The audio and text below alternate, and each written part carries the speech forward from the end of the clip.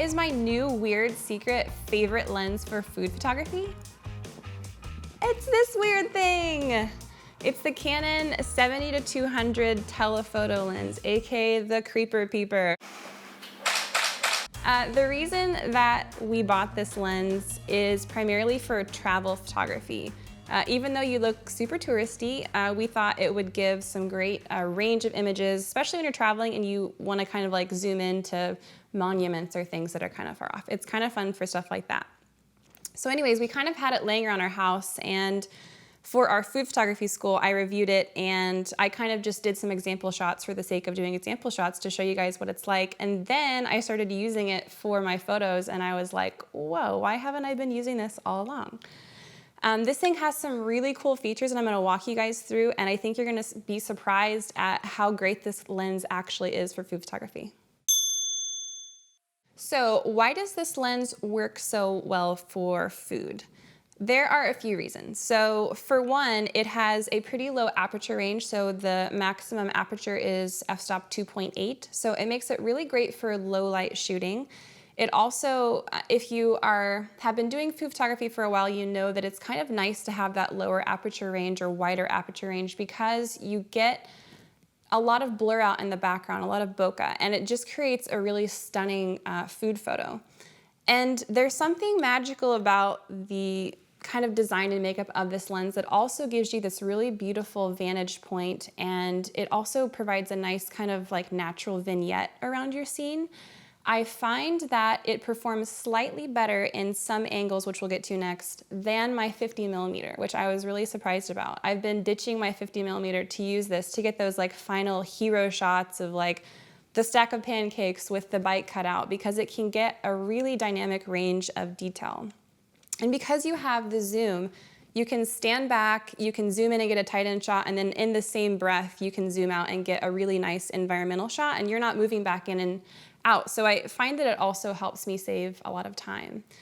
Again, there are just so many features about this thing that are amazing. And next up, I want to get into which angles it's best for as well. So which angles is this lens going to be best for? I will say that if you are the type of photographer who likes to do a ton of kind of bird's eye overhead shots, this one might not be ideal because it's kind of heavy and you have to stand over your food, and it honestly might kind of start hurting your back unless you're using a tripod. It does still give a nice kind of zoom range, but I don't typically use it for my overhead shots. I stick with my 50mm for the overhead prep, ingredient shots, and everything like that. But the angles that it does work really great for will be like your backlit shot. So it's going to be when you're shooting towards your subject and light's coming in from the back, it's going to give you a really beautiful image. In addition, and probably my favorite angle is going to be when you are shooting kind of straight parallel at your subject.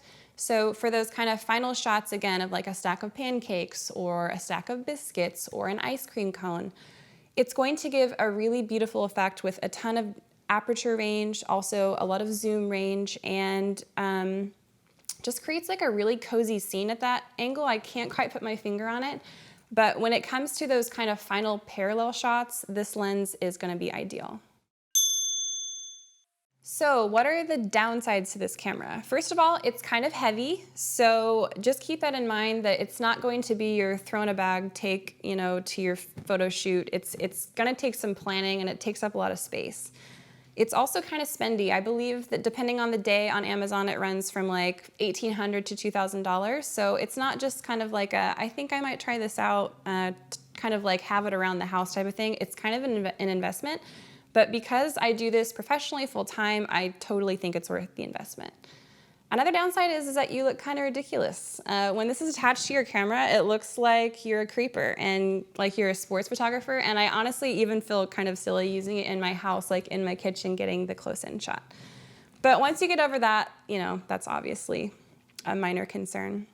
And lastly, it's not going to be super ideal for overhead shots, again, because it's kind of heavy and clunky, and I find myself kind of hurting my back a little bit when I use it without a tripod.